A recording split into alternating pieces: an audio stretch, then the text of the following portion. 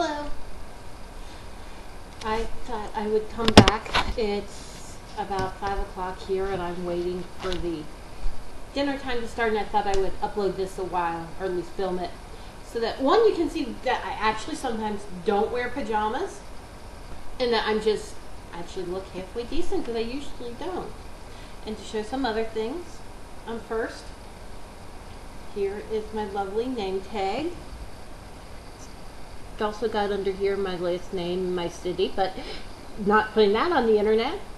And probably you can find that out if you want to, but anyway, we're not trying to be this thing. So, I thought I'd show you that. Oh, and this too. I don't know, I think I've mentioned this or not. This is the reproduction of Laura Ingalls' engagement ring from Alonzo Wilder. The Walnut Grove home site has got those, and you can order them, and oh my gosh, I love it. I've showed it to a couple people. They're like, oh wow, you actually got it. And you're like, yes, I know, I did. It's awesome. So I did that. And I've not reached a point. I did get this about the woman I carpooled here with. So she's saying how she collects the stuff, and that she talks to Bill Anderson, who is the guru of all things Laura Ingalls Wilder. I mean, honestly, if you've read anything about her that wasn't written about her, he either wrote it or he was the source for the people who wrote it. So he was looking at her collection, and his comment was, maybe you ought to dial it down a notch, which is like, wow, that does truly mean you are obsessed. I feel like this thing's but there's not much I can do. So we'll just do it this way and go with the weirdness. So I thought I'd review today. Oh, well, I guess we could start with the shopping. Shopping, fun. You know I think that. This is a dangler that Nancy Cleveland's selling. She knew who I was. She's like one of those, what was it they say, the Laura Ate or something? It's like the people who are like, oh wow, like we know who you are, what you've wrote, or what you've done. Anyway, this is craft she's done. I think it's supposed to hang off a fan or something else, but it's a gift for a friend. I only want to do that. I'm going back with my checkbook tonight to buy more because I didn't want to spend all my cash. And then let's see too. I got this today because I know it's where we are, and I kind of like the colors. And this is actually a pretty big deal to me because it doesn't have a husky on it, and it's not from my school, and that's pretty much all I have. I do have one, and I probably should get rid of it. But I thought this one football player in my high school was cute, and he liked the school, and so I got it. And I'm pretty sure that he was an idiot and that doing it sucked. So, but what are you gonna do about it, right? I was 14. 14-year-olds are stupid.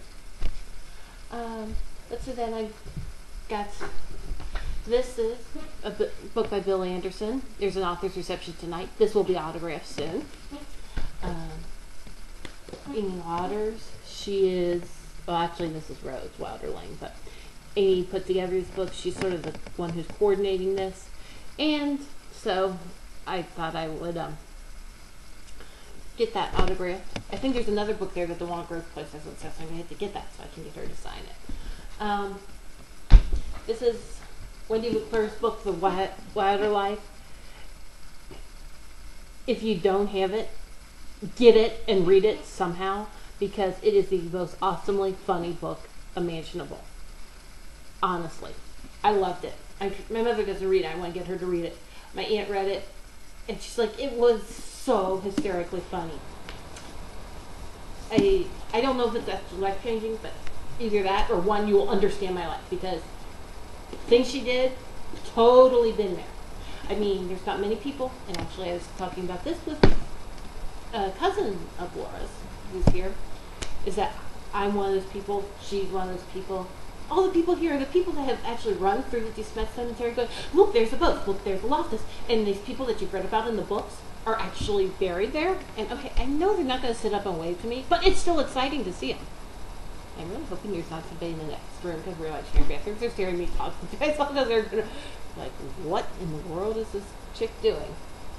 And then this is the last one, is looking for History on Highway 14. It's not really about Laura, but the guy's doing a couple other books. In this book, I think I like the Laura biographies better. Duh, right?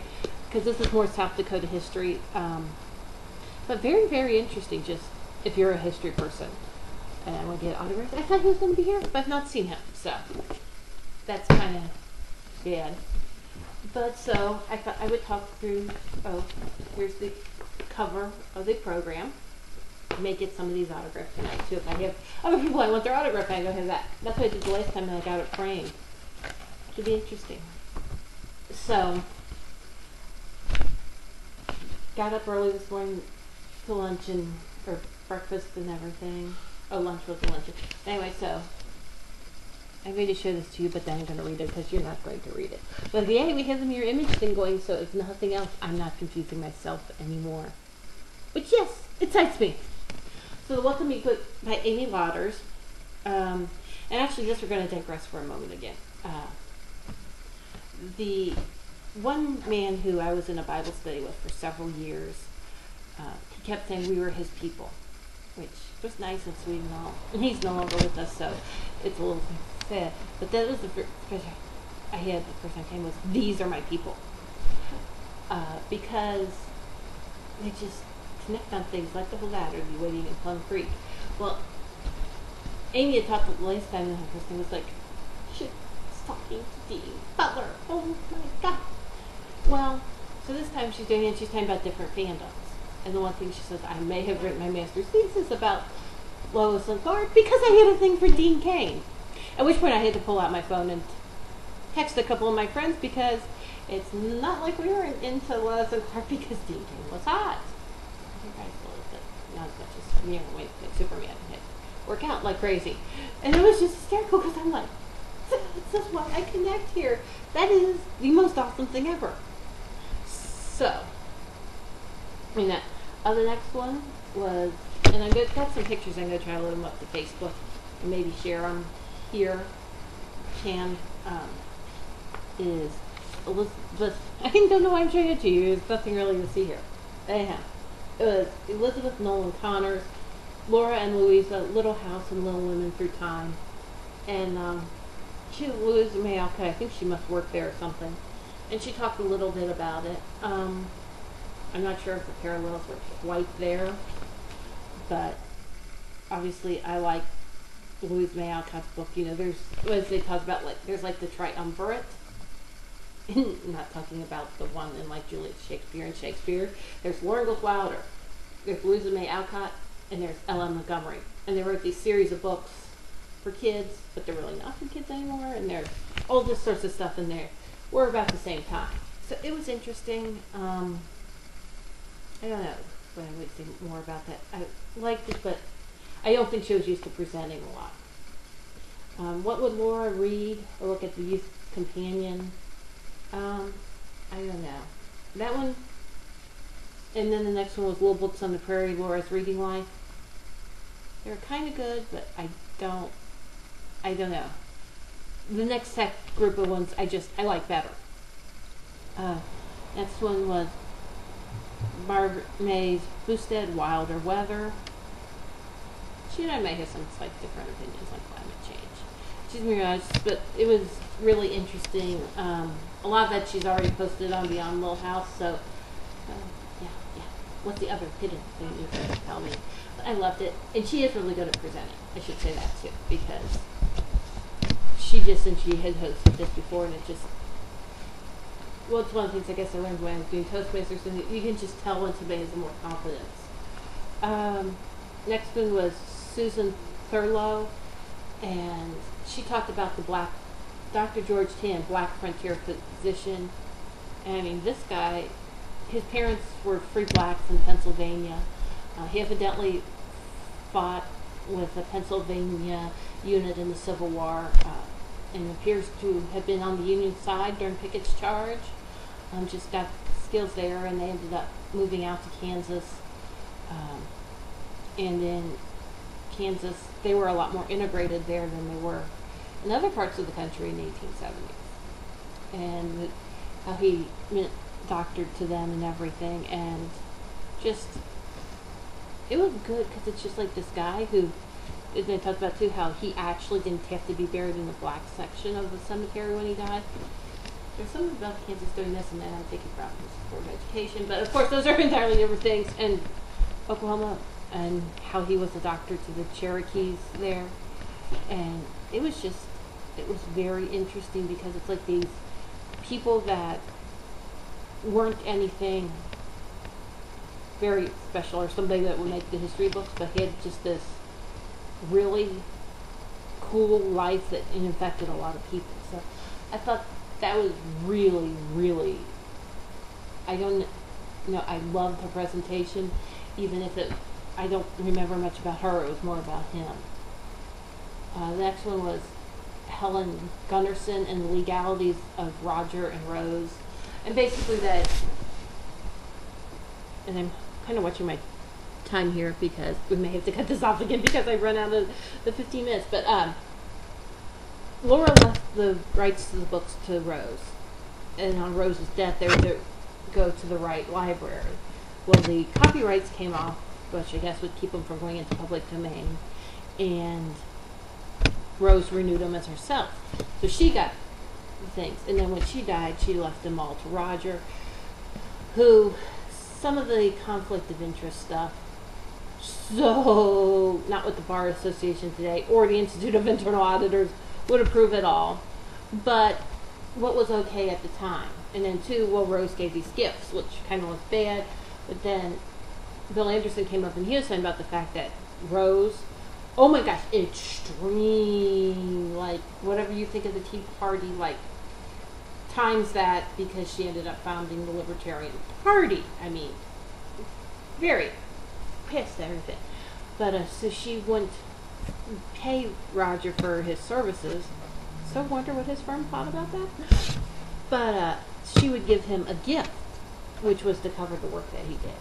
And so it looks like she got this gift, but she's really paying for the services, but that way it's not taxable income to him. Yeah, she was really strong in those opinions. And so then he had him, and he, I don't know what to put this. When he went and he got some of the other stuff, basically what happened was he didn't say, oh, by the way, because this benefits me. He would just said the matter.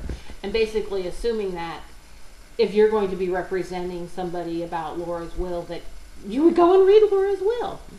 Which, yeah, I mean, I think there is something too, is that it was a small country town and they didn't do, to some extent, maybe their due diligence. And that came back to bite them. But I don't necessarily see that as unethical on his part. But did that, and it was quite interesting just to hear somebody from the lawyer perspective, because everyone has their opinions, and I think I've talked about this before. A lot of people have their opinions not based from like a business law opinion. So did that, and then the last was Jim Hicks and trying to identify which children living around the area were the children in the Brewster School, and they were saying Bucci, which is not how the one thing is. I thought they said it's Boucher, like Austin Boucher, the quarterback. Okay, he's second string in my college, but he completed a 4th and 21 pass, and if you do that, I learn your name. I also know how to spell Roethlisberger and Zerbiak. So did that, but he was talking quickly because we were behind. I was just like, I want the diagram of what you're telling me because I can't follow it all, but it's not really I can't follow it all, but it's that. But at least one thing about one of the reasons that Mrs. Bucci Boucher or whatever is that she had lost a husband, she got married again, she had a 2-month-old baby along with a 3-year-old, and who comes this cute, well-dressed, very literate 17-year-old girl, and by the way, and I don't think you realize it, she and her husband are 24, so it's not like there's a little issue there, possibly. So that is one of the issues. It was just funny because I don't think everyone ever has pointed out that in addition to the postpartum depression and isolation and all these other things, that there's this cute girl who was not that much younger than her husband right there. And I'm going to cut this off right now and film another one. I've got 15 minutes, so I can finish up the rest of the day after that. And I'll probably go to dinner then and actually upload these later tonight.